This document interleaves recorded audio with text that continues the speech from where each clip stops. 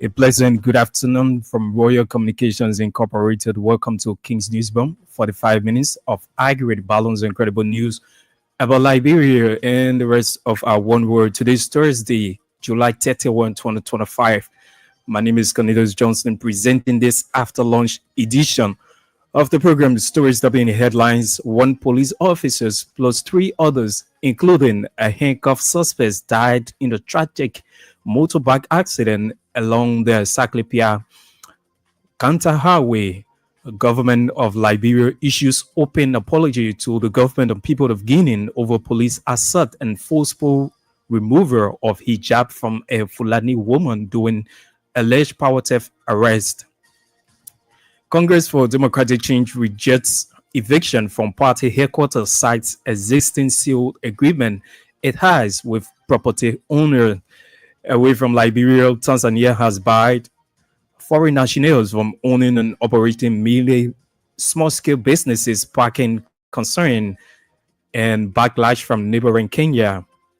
And police in Angola say 5 people, including the police officer, have been killed and more than 1,200 people were arrested after demonstrations in the capital, Luanda. The news bulletin voices of the newsmakers are all packaged in this edition of the program. We take a very short break to be right back.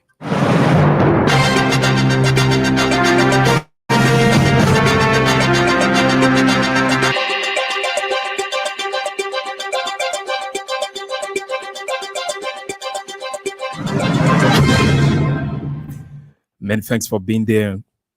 A tragic motor accident involving a police officer from Tapeta Police Department, a handcuffed suspect, and a motorcyclist has left at least 4 persons reportedly dead along the Sakepia Kanta Highway. The incident occurred Wednesday near the Lohitan Bridge in Nimba County, while the officer was reportedly transporting the suspect to Sanikole on a commercial motorbike.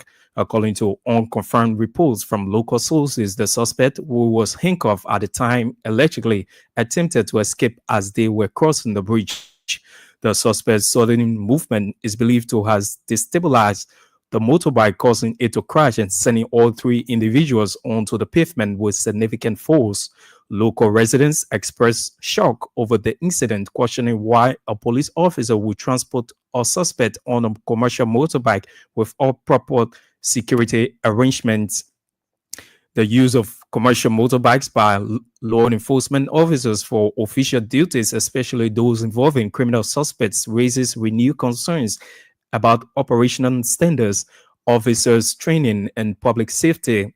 With the region still reeling from the incident, there are growing calls for the Ministry of Justice and the Liberia National Police to review and reform transport protocols for detainees, particularly in rural counties where resources may be limited, but the risks are no less severe. The government of Liberia has apologized to the government and people of the Republic of Guinea following allegations of police brutality involving a Guinean national of Fulani woman. The incident, reportedly linked to a dispute over power theft, sparked widespread regional violence after a video showing the alleged assault of police officers of the Liberia National Police went viral on social media. In a statement released through the Ministry of Foreign Affairs, the Liberian government expressed deep regret over the incident and reaffirmed its commitment to maintaining strong and enduring diplomatic ties with the Republic of Guinea. As part of its response to the incident, the government of Liberia, through the Ministry of Foreign Affairs, dispatched a high-level diplomatic delegation to Conakry to engage with Guinean authorities and provide assurances of the government's commitment to justice and accountability. The 2-member delegation, led by Ambassador Alai Sheikh Mustafa Kouyaté and Liberia's ambassador to Guinea, Fokwa Gizi, met with Guinea's foreign minister, Dr. Morizana Kouyaté. During the meeting, according to the Ministry of Foreign Affairs release, the Liberian envoys conveyed President Joseph Boakar's concern over the matter and assured the Guinean government that the incident is being treated as an isolated case. The release disclosed that following the incident, President Joseph Boakar has ordered an independent investigation to ensure full transparency and accountability. The leadership of the Congress for Democratic Change has rejected their eviction from the late Matter Stubberfield property that is hosting the party headquarters in Conkertown with a motion to dismiss. Recently, the property's owner's lawyer, Councillor Johnny Momo, filed a 6-count petition to the 6th Judicial Circuit Court in Montserrat County, known as the Civil Law Court, for summary proceedings to recover possessions of real property. But CDC's lawyer, Councillor Thompson Jagbar, questioned Councillor Mobo's petition to the court to remove CDC from the property, saying there is an existing seal agreement between the two parties, which was acknowledged by the Supreme Court's May 28, 2025 judgment. Councillor Jagbar said that due to the arrangement of the purchases of the property in question, they filed a petition for specific performance that is currently pending before the court for determination. As such, the eviction as a fixed subject for dismissal in keeping with law. Councillor Mobo, according to our judicial correspondent, informed the court that there is no action pending before the court between CDC and his client regarding the same matter in this jurisdiction. Councillor Mobo said while it is true that CDC filed an action of specific performance before the court in anticipation of his client's summary proceedings to recover possession of real property, he argued that CDC was notified to vacate and surrender the property. Our judicial correspondent further revealed that as a result of both parties' claims and counterclaims, the court has assigned the matter for hearing on today's Thursday, July 31, 2025 for litigation. Former Solicitor General Councillor Serena Cephas has criticized former President George Weah and his administration for what he described as a failure to support parties' loyalists and compromising of Liberia's foreign policy. In a statement released Wednesday, Cephas, who served as Solicitor General during the Weah-led government, accused the former government of operating under the illusion of seeking high spreads while awarding key contracts to foreign nationals at the expense of CDC partisans and supporters. He further alleged that many senior officials, including President Weah, spent much of their time engaging in gossip, spreading falsehoods, and undermining people who did not share their views.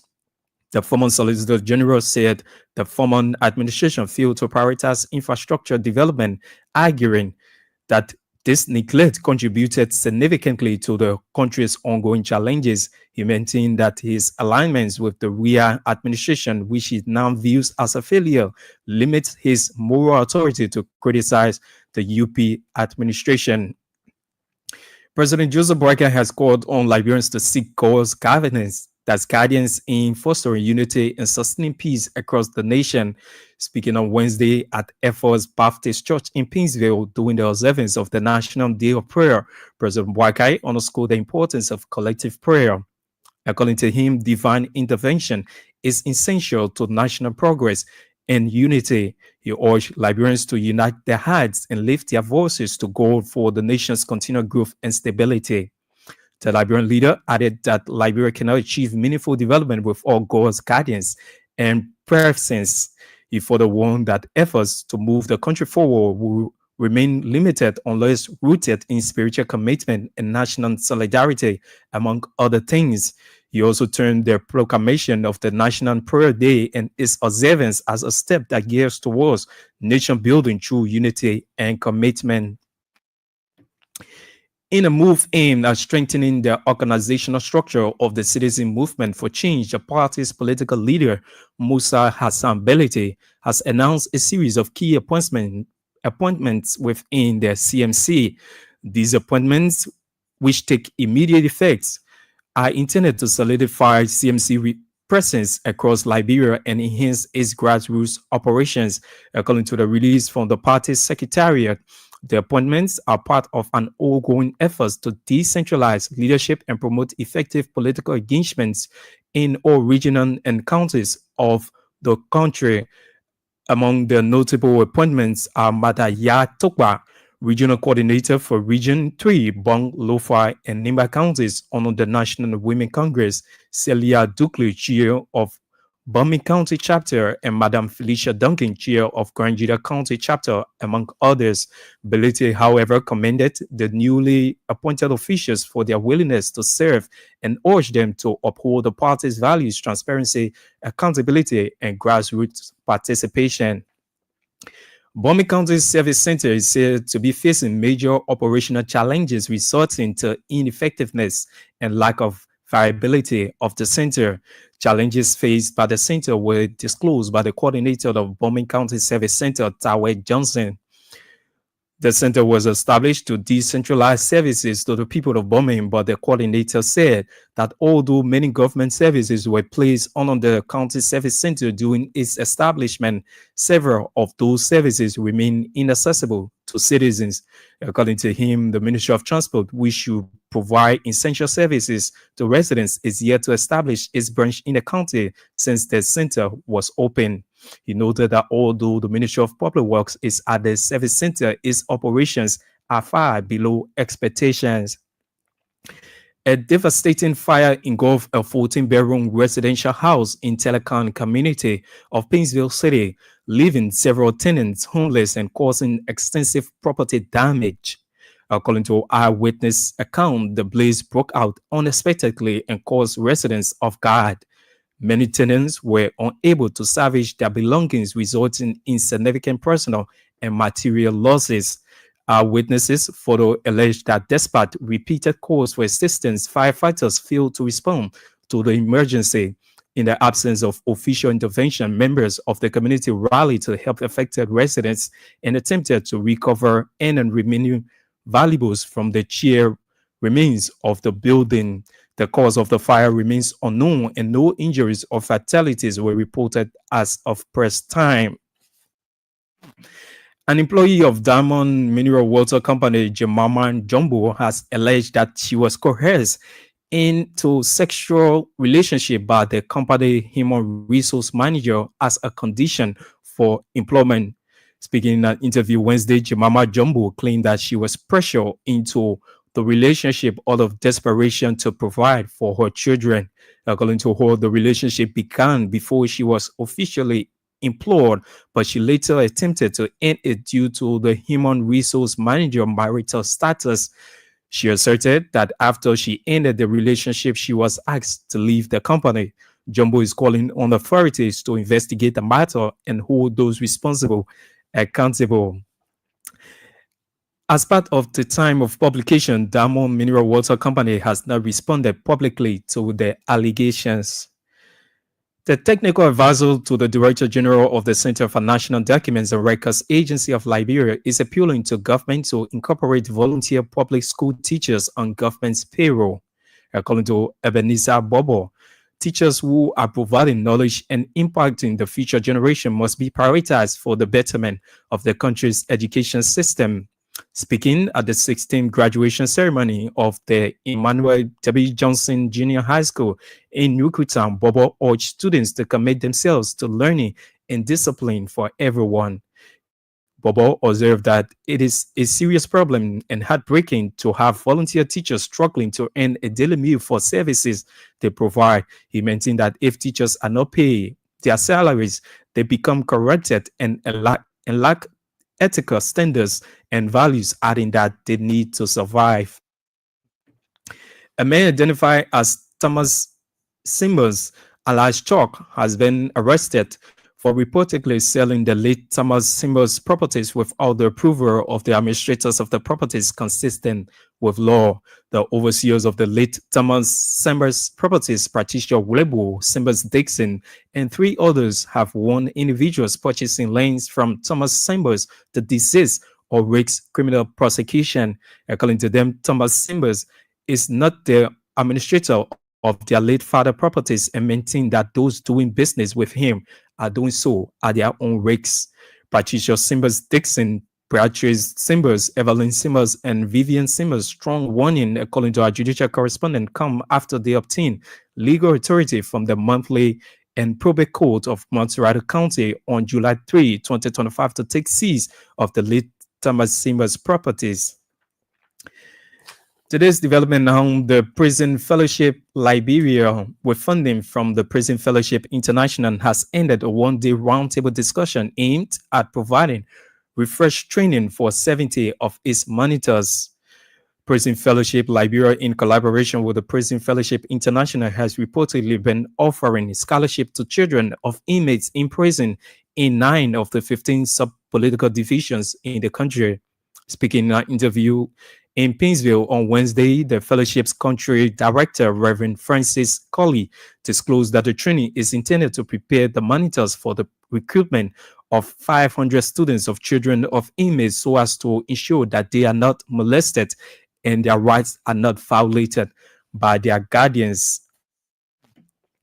And a day youth gender must mainstreaming training of trainers workshop is currently on the way in Bon County, bringing together over youth leaders across 4 counties in Liberia. The training, which is organized by Young Men Christian Association, brings together 20 youth council members from Bong, Nimba, Magibi, and Maserati counties. Remarking at the opening of the workshop, YNCA project coordinator Maurice Kamara emphasized the importance of youth involvement in advancing gender equality. Kamara acknowledged the participants that the YMCA will rely on them to replicate similar training with community leaders and their peers across the 4 counties.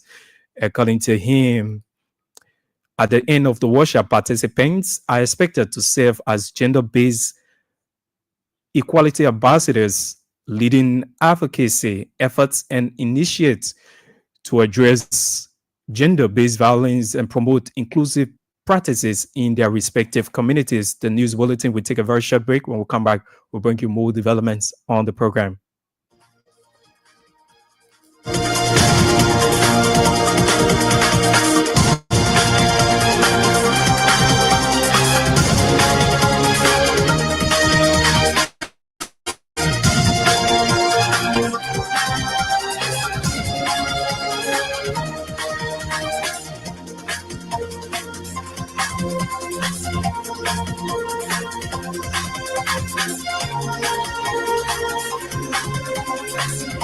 Indeed, if you just join us, it's a reminder you are in tune to King's Newsroom, 45 minutes of accurate, balanced, and credible news about Liberia and the rest of our one world. Today is Thursday, July 31, 2025. One of our top stories this afternoon: Congress for Democratic Change rejects eviction from party headquarters sites existing seal agreement it has with property owners. Let's now bring you voices of the newsmakers right here on the program. Today's development now.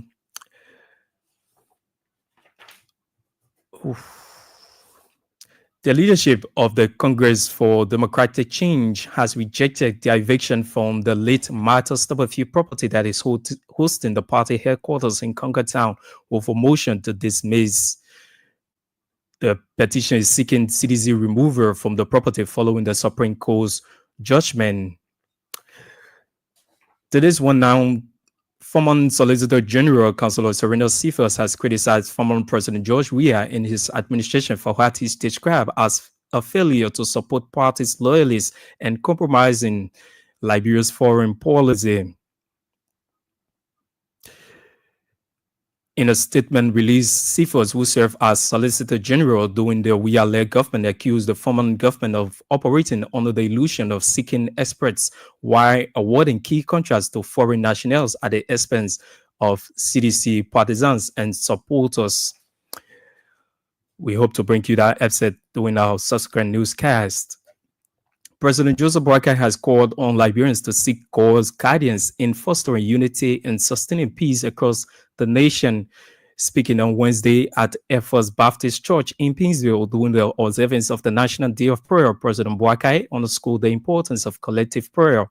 According to him, divine intervention is essential to national progress and unity. He urged Liberians to unite their hearts and lift their voices to God for their nation's continued growth and stability. Country that we concerned about. And after all, and when we belong, including the celebration of things, whether we get a need, thank God for giving us the opportunity to kind of the decisions we have taken. Maybe some people think that we just think about the laws, speak to the people, and we know that happen. Sometimes we're put together on decisions that we don't know make for us. Put together not to lead the heart of prayer. Right? We were not for God. We will be doing what we do, doing what we do. And maybe if you don't know that it works, see what is happening, see the transformation of speaking to the heart. You will call from all over the celebration of the 6 o'clock. It's not an accident. Whatever people are, the Orthodox scripture, people who are called by my name, they can just call God name because he exists. God knows people who care about him. You may not see them in the street, but I think before we came, there were people at the circle. We stopped there and watched it. We didn't really think of what we see that is happening in our country. We have ignored this for a long time, but it's not a very shaken this time. People who are suffering, and sometimes because it is not one of us. People who have left this country seeking better life. Some of them are not nearly getting better life, but they are much better than we do. And so today we feel that with all that we've done, we should come and meet. They're sitting down, we're not that doing great, but we say thanks to God. His President Joseph Boakai there speaking. Bombay County Service Center is said to be facing major operational challenges resulting to ineffectiveness and lack of viability of the center. Challenges faced by the center were disclosed by the coordinator of Bombay County Service Center, Tawai Johnson. The center was established to decentralize services to the people of Bombay, but the coordinator said that although many government services were placed on the county service center during its establishment, several of those services remain inaccessible to citizens. The government put a lot of services under the county service center from the initial stage, but a lot of them are not working. We have a good number of them under Ministry of Transport. Unfortunately, since the county service center was established, Ministry of Transport had not been in Bombay County, and they got a lot of services. That is one of the mass that should bring a lot of revenue to this country. Public works is there, but some of them they're not active as they should. For example, the Ministry of Public Works. Public Works is supposed to be here to give construction certificates to organizations that want to get engaged into construction, all of that. But that has not been. The Ministry of Labor also is supposed to provide ECOWAS biometric ID card for ECOWAS citizens. They're also supposed to provide a work permit for aliens. But what we realize all the time and even now is that these aliens,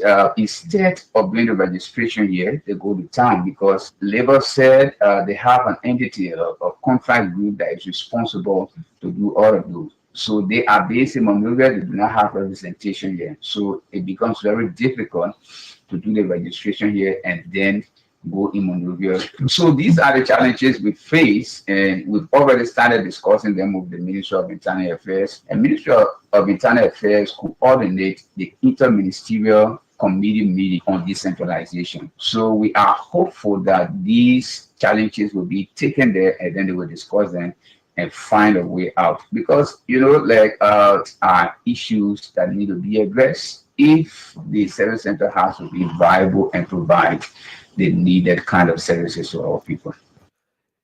He's Tawai Johnson, coordinator of the Bombay County Service Center. They're speaking. A devastating fire engulfed a 14-bedroom residential house in the telecom community of Painesville City, leaving several tenants homeless and causing extensive property damage. According to eyewitness account, the blaze broke out unexpectedly and caused residents off guard. Many tenants were unable to salvage their belongings, resulting in significant personal and material losses. Witnesses for the alleged that despite repeated calls for assistance, firefighters failed to respond to the emergency.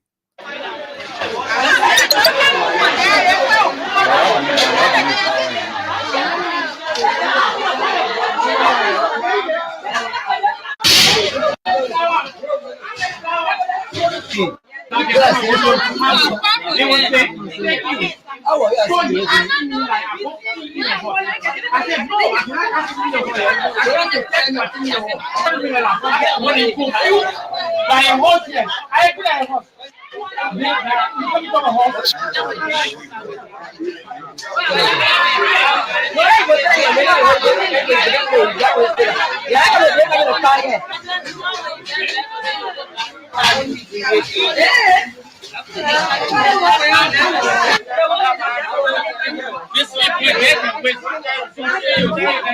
we're still looking at the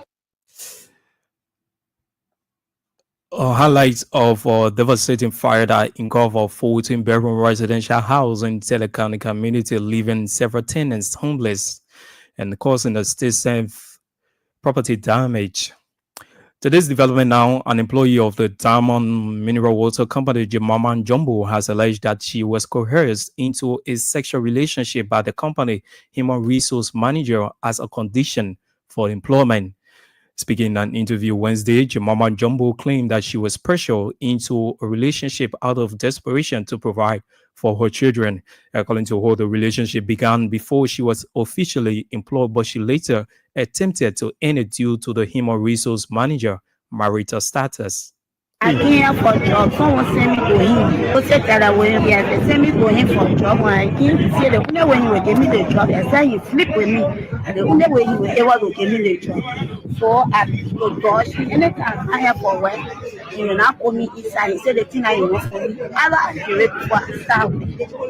I said I get my children to the house. They need to go to school. I just said to the door, nothing to do. So I was just forced to get myself to him, but it was not slept with me. It's like HR here. so you had to sleep with Moses because of job. Yeah, Moses slept with me for a job. So even after we slept and he gave me the job, so I decided to tell him, say that the relationship is so because you married. So let it be so. He said once I in the baby here, if I want for the relationship to be so, then which means he will take me from out of job.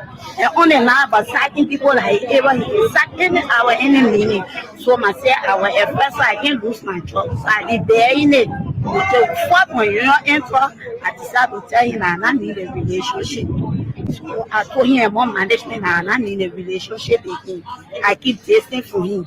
But each time when I come into work, he will wait for me. On the road, he will ask me for him myself to go sleep. I tell him, say he must move for Miami. So the guy that next to him, they call him Joseph Blake. He asked Joseph Blake to take me for him myself to go. But I tell him, say he should move for Miami. So I will not get him. On April 29, because I said it. The 29 of April, he asked me. I tell him, say no. So I came to work on second shift. So the person, the police, they hired the police. She cleaned the bill. So I was asking my supervisor, so Michael, I said, oh Michael, why did they hire like this? Why you keep putting Isa? Then the one I don't know the well, I never keep putting Isa. Yeah. What made me say, I'm going to come in the morning for food. What did they hire like in where? Isa. So I decided to leave. When I was so bad, so I think the lady now, she asked me a question, so I left me. I started working. While working, he came for me with a job. I said, today you treat me also, I'm going to no job. I left me. After I finished working, I went on the workshop, working on the workshop. I saw him and the women pour the king. And they asked me, I smoked already to go clean what here now. First of all, Marco, here now, the person in the bathroom and they clean what here now. Sleeping the people after the person they tell me to do what here now. So if you want to see me, who just send me home. I want to. She's an employee of the Diamond Mineral Water Company. They're alleging that she was coerced into a sexual relationship by the company human resource manager as a condition for employment. As of a press time, Diamond Mineral Water Company has not yet responded publicly to the allegations. Indeed, if you just join us, it's a reminder you are in tune to King's Newsroom, 45 minutes of accurate, balanced, incredible news about Liberia and the rest of our one world. Today is Thursday, July 31, 2025. Story topping the headlines this afternoon. One police officer plus 3 others, including a handcuffed suspect, died in a tragic motorbike accident along the Sakle Ganta Highway. Government of Liberia issues open apologies to the government of People of Guinea over alleged police assaults and forceful removal or hijab from a Fulani woman doing power theft arrest.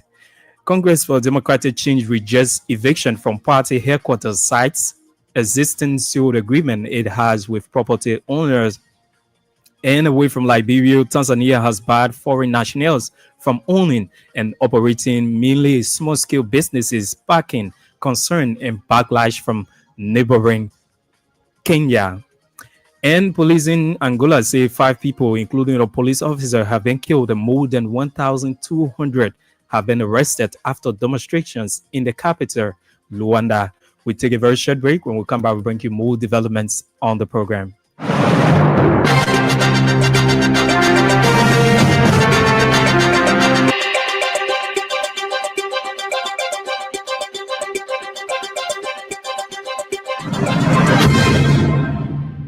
Many thanks for being there and welcome back. The technical advisor to the Director General at the Center for National Documents and Records Agency of Liberia is appealing to the government to incorporate volunteer public school teachers on government's payroll. According to Ebenezer Bobo, teachers who are providing knowledge and impacting the future generation must be prioritized for the betterment of the country's education system.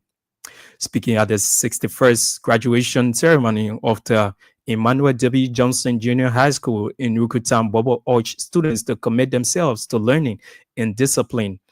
Bobo observed that it is a serious problem and heartbreaking to have volunteer teachers struggling to earn daily meals for services they provide. To commit yourself to the process of learning, to exercise discipline, to respect one another and respect those that are older than you. Mutual respect for one another is a recipe for peace. When we respect one another, we can live in harmony. We can live a peaceful life. It behooves you as students to be humble and committed to your service. Be courageous. Motivate yourself. Do not discourage yourself.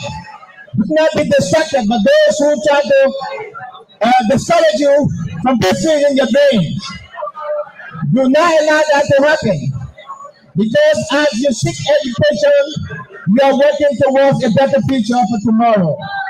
You are under obligation and compulsion to contribute to your community, to contribute to your society, and to contribution in general. They are still struggling to get on payroll.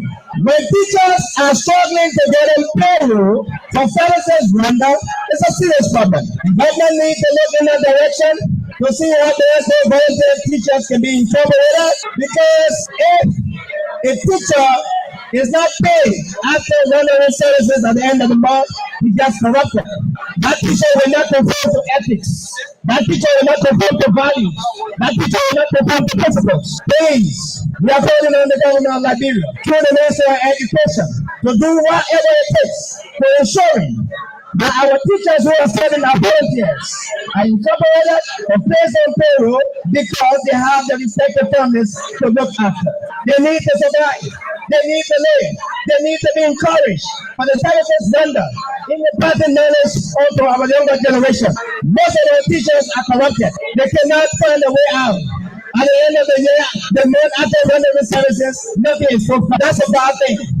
There's something that's going to look in that direction and make sure that something is done about it. He's the technical advisor to the Director General at the Center for National Documents and Records Agency of Liberia. They're appealing to the government to incorporate volunteer public school teachers on government's payroll.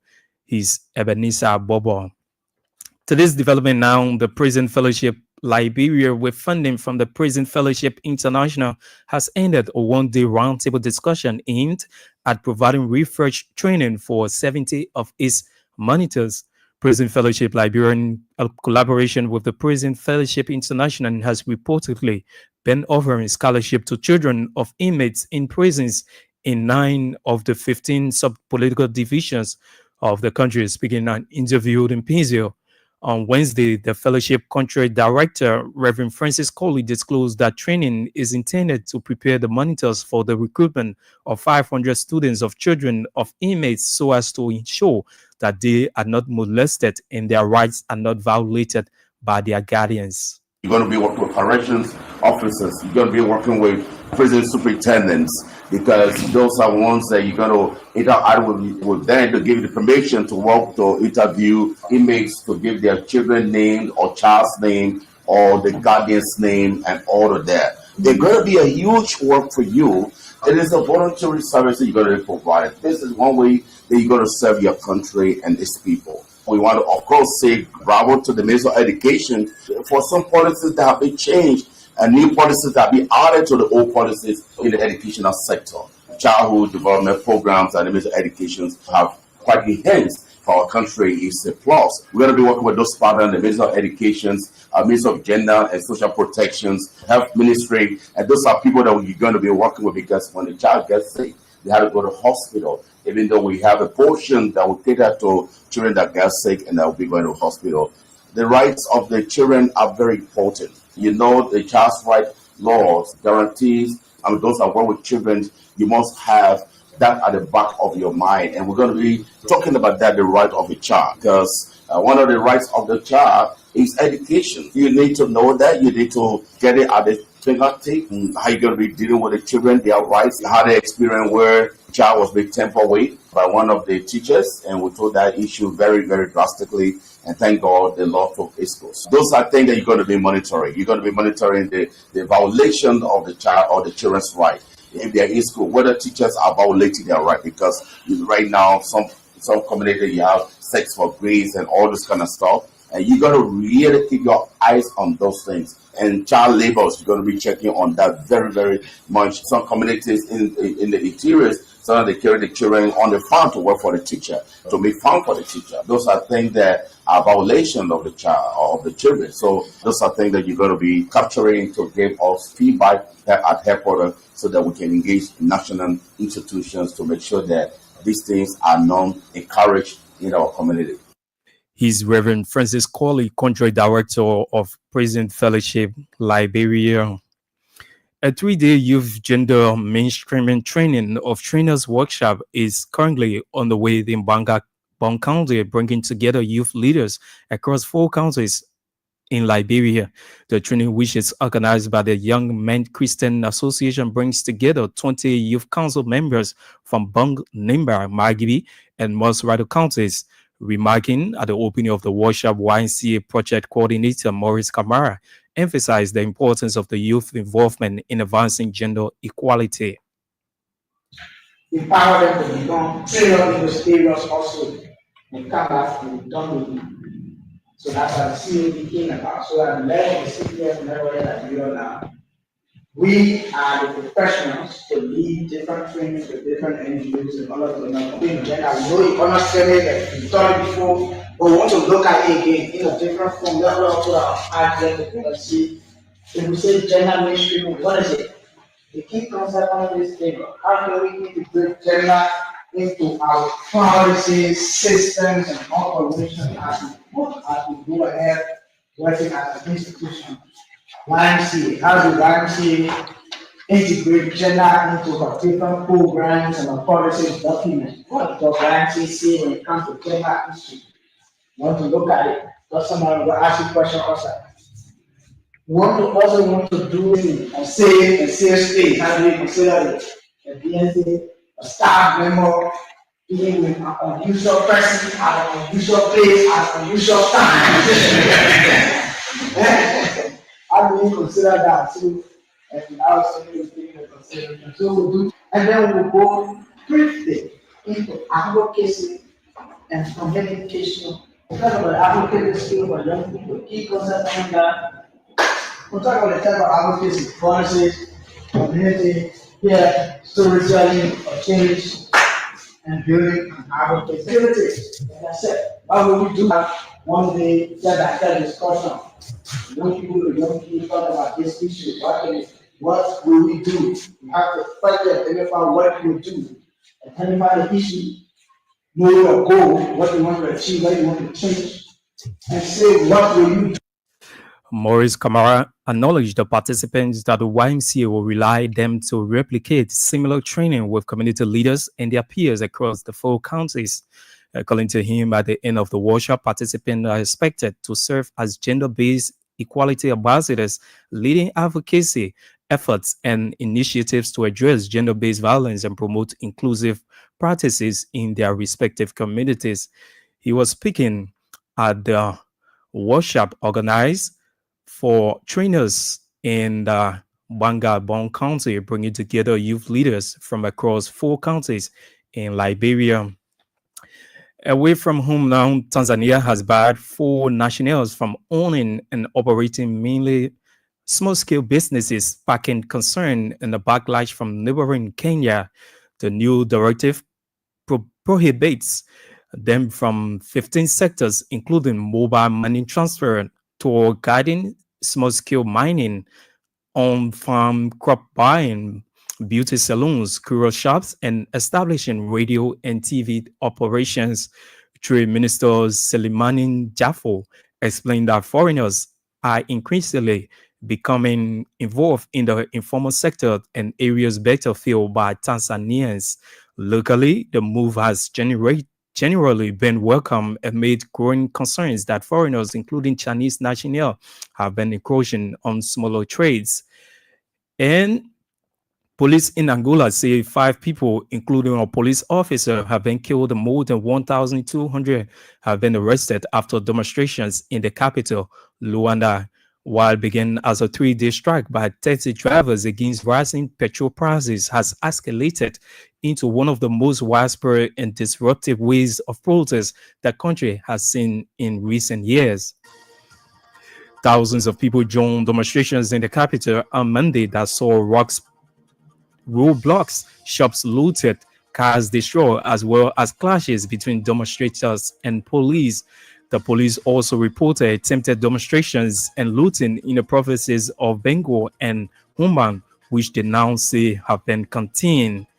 Well, that's all the time we have for this edition of King's Newsroom. But just before we go, here are stories we closely follow.